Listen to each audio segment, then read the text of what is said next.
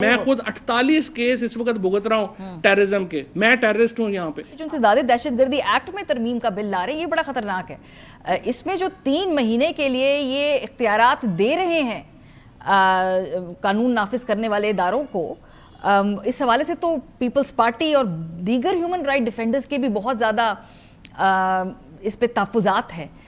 इस बिल की क्या इस वक्त ज़रूरत पेश आ रही है आपको लग रहा है, और इसमें आपको क्या नज़र आ रहा है कि इसके भी कोई सियासी मकासद हैं, या ठीक है वक्त की ज़रूरत है, मुल्क को इस वक्त ज़रूरत है इस तरह के कवानीन की?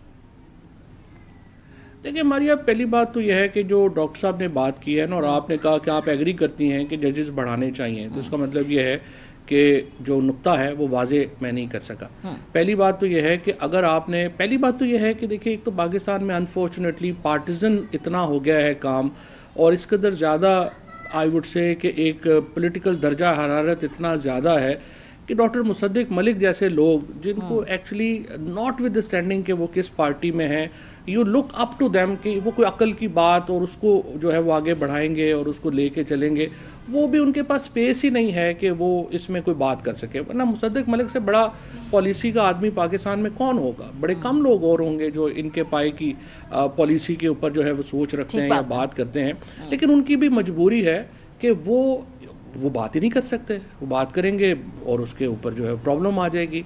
बेसिकली जो इशू हो रहा है ना, वो यही हो रहा है कि हुकूमत चाहती ये है कि जिस तरह से नैब तबाह हुई है, पुलिस तबाह हुई है, ये पंजाब पुलिस, इस्लामाबाद पुलिस, जो ये सारे बेचारे इनको फ़ोन करते हैं, इनके पीछे लग जाओ, वो ना आईजी सोचता है ना कुछ सोचता है, वो सारे उठ के पीछे लग जाते हैं। वो ये चाहते हैं सुप्रीम कोर्ट को भी ऐसे ही होना चाहिए।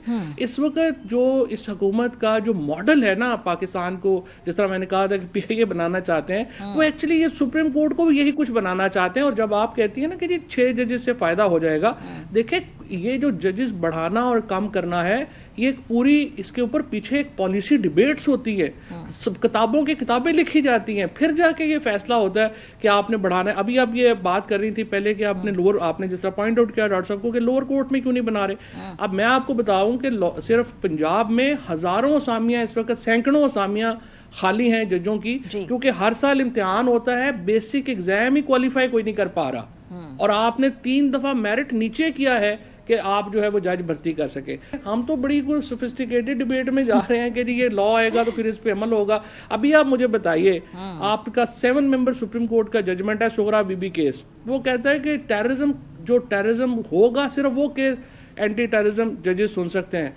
सारी पीटीआई जो है, हजारों लोग सुबह से लेकर शाम तक लाइनों में खड़े हुए हैं टेररिज्म जज कोर्ट्स के जजेस में। मैं खुद 48 केस इस वक्त भुगत रहा हूँ टेररिज्म के। मैं टेररिस्ट हूँ यहाँ पे। हाँ, इमाम मजारी तक पे टेररिज्म के चार्जेस लगाए हुए उन्होंने। डॉक्टर साहब, आप इस पे रिस्पॉन्ड करना चाह रहे थे, आप कह रहे आपको देखिए आपकी पार्टी में डिबेट हुई होगी ना इसके ऊपर, और आप अभी बताएंगे कि क्या फिर पार्टी पे डिबेट के बाद खुदा का खौफ करें, इनकी पार्टी में डिबेट हुई होगी क्या? आप डॉक्टर साहब को छेड़ो तो ना। डॉक्टर साहब knows how to take a good joke, वो उनको पता चल गया है। जी डॉक्टर साहब। आधा programme is become a joke, लेकिन चले तो आगे बढ़ाते हैं। एक तो मैं शुक्रगुजार हूँ अपने भाई का, आपको पता है इससे मेरा बड़ा मोहब्बत का बड़ा पुराना रिश्ता है कि इन्होंने मैं भेजा, इन्होंने कहा कि मैं कोई अच्छी पॉलिसी बनाता हूँ या अच्छी सोच रखता हूँ, मगर मैं उसके लिए मैं बहुत शुक्रगुजार हूँ। लेकिन फिर उन्होंने अगले ही जुमले में तकरीबन बराबर कर दिया। उन्होंने कहा लेकिन अकल की बात ये नहीं कर सकते। शुरू हो गया। माहौल ऐसा है ना। फिर मैंने हंसना शुरू कर दिया। लोग भी टीवी प्रोग्राम देख रहे होंगे कि पहले सर हिला रहे हैं, फिर हंसना दीवाने हो गए। तो वो बात ही कुछ ऐसी थी। लेकिन चले उस बात को छोड़ते हैं, अब आगे आओ। बात जो भाई ने मेरे सवाल की, वो तरमीम के हवाले से की, और ये कहा कि ये जो कोर्ट बन रहा है, कोर्ट तो नहीं बन रहा, बेंच बन रहा है, कॉन्स्टिट्यूशनल बेंच जो है, ये क्या मजाक है। तो फिर ऐसे ही करते हैं कि पुराने जिस तरह कॉन्स्टिट्यूशनल मैटर्स देखे जा रहे थे उसी तरह चलाते हैं। यानी 184(3) के तहत ऐसा करते हैं कि पहले तो डॉक्ट्रिन ऑफ नेसेसिटी इजाद करते हैं, अगरचे उस वक्त तो मामला आपके सामने ही थे, या उसको छोड़ दें। ये अभी जो पिछले कुछ दिनों में 184(3) में ये बताया जा रहा था कि फलां अस्पताल में वार्ड बॉय ये लगेगा, और वो किडनी सेंटर का जो हेड है जो अमेरिका से डॉक्टर आया है, वो उसने इतने लाख तनख्वाह ले ली है, उसकी तनख्वाह करते हैं। या फिर ये कि फलानी चीनी की बोरी की कीमत इतनी होगी, या इस आटे की बोरियां जो हैं, या आटे के ट्रक एक डिस्ट्रिक्ट या एक प्रोविंस से दूसरे में ये 184(3) है। यानी आईनी डिबेट्स का सहारा लेके, इन तमाम चीजों का सहारा लेके आप इलेक्टेड प्राइम मिनिस्टर्स को घर भेजें, और आपसे कोई ना पूछे कि कोई सेंसिबल एक बेंच होना चाहिए जो फोकस करे और सिर्फ आईनी मामलात को आईनी तरीकाकार से देखे। तो इसमें क्या घबराहट की बात है? और अगर ये गलत है तो फिर इनकी पार्टी के चेयरमैन और इनकी पार्टी के जनरल सेक्रेटरी क्यों टेलीविजन पे आके ये कहते रहे हैं कि मुसव्विदे के नाम इत्तफाक है? यानी पहले इत्तफाक है, अब नहीं है, थोड़ी दिन के बाद फिर इत्तफाक हो जाएगा, फिर नहीं रहेगा। ये तो बड़ी अजीब सी बात है। कोई बात नहीं है जिसपे आप कोई कह सकें कि आपने ये बात की, इसका मकसद क्या था? अबू का मकसद नहीं था, या चौधरी साहब की आज वाली बात का मकसद नहीं, इसका फैसला कौन करेगा? क्योंकि प्रोग्राम आपका है तो आप ही, मैं तो कर नहीं सकता। सर, इसका फैसला तारीख करेगी? नहीं, तारीख तो इसका फैसला करेगी, तारीख नहीं करेगी वो। नहीं, तो नहीं। ऐसे डॉक्टर साहब को चूंकि बात करने का हुनर आता है, उन्होंने इसको घुमा फिरा दिया है। वो सलमान ने और गौहर ने कहा ये बात की थी, उन्होंने कहा जो पिछला ड्राफ्ट था उससे ये ड्राफ्ट जो है थोड़ा इम्प्रूव किया है मौलाना ने। उन्होंने ऐसी बातें जो है वो नहीं की थी। अब डॉक्टर साहब का कहना ये कि सेंसिबल बेंच वो होगा, सेंसिबल बेंच वो होगा जो हुकूमत बनाएगी, और हुकूमत के केस एक सेंसिबल बेंच होनेगा क्योंकि वो हुकूमत ने बनाया होगा। तो अब इसका बंदा क्या जवाब दे? जी डॉक्टर साहब, वही मैं कह रहा हूँ, तो ये तो कोई डिबेट तो नहीं हुई। नहीं चाहिए तो चौधरी साहब, मैं पहले ही मान गया। आपने कहा कि आप कोई अकल की बात, यानी मैं कोई अकल की बात नहीं करूंगा, उसके बाद तो नहीं, वो कह रहे हैं आप कर सकते हैं, लेकिन फिलहाल मौका नहीं है, इजाजत नहीं, हालात नहीं है कि आपको करने दी जाए, वो ये कह रहे हैं। माहौल नहीं, इतना मरूफ हुआ हूँ कि कोई अकल की बात जहन में भी नहीं आ रही है, हालांकि मैंने बहुत रखी हुई। और आपको पता है कि मुझे जिसको कह रहे हैं कि इनको बात करने का, ये इन्हीं ने सिखाया। ये मेरे दोस्त हैं, ये मेरे भाई हैं, इन्होंने ही सिखाया चालाकी कैसे करते हैं। अब थोड़ी सी करता हूँ तो परेशान हो जाते हैं, ये अच्छी बात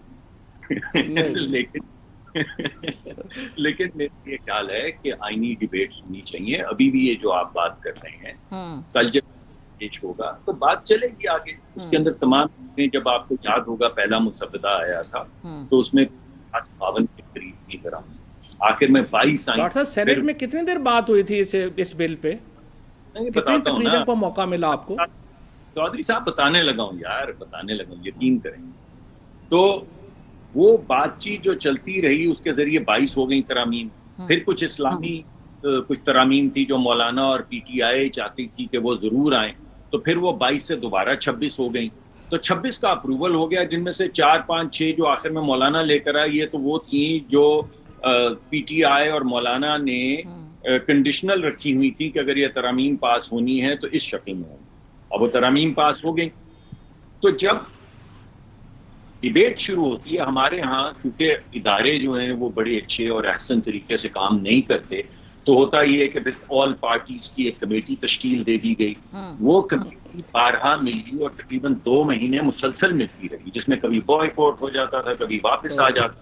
मगर बहरहाल उस पार्टी के मिलने से और बायलैटरल मुख्तलिफ सियासी जमातों के लीडरान की आपस की गुफ्तगू से, छोटी छोटी नीतियां बनने से, 52 और इधर उधर से कुछ वोट मैनेज करने से, जी 52 शिकें जो वो 22 की शक्ल में सामने रखी गई, जो फिर फवाद चौधरी साहब के ईमा पे 26 हो गई। तो 26 शिकें जो हैं वो पास हो गई। तो ये डिबेट्स उसी तरह चल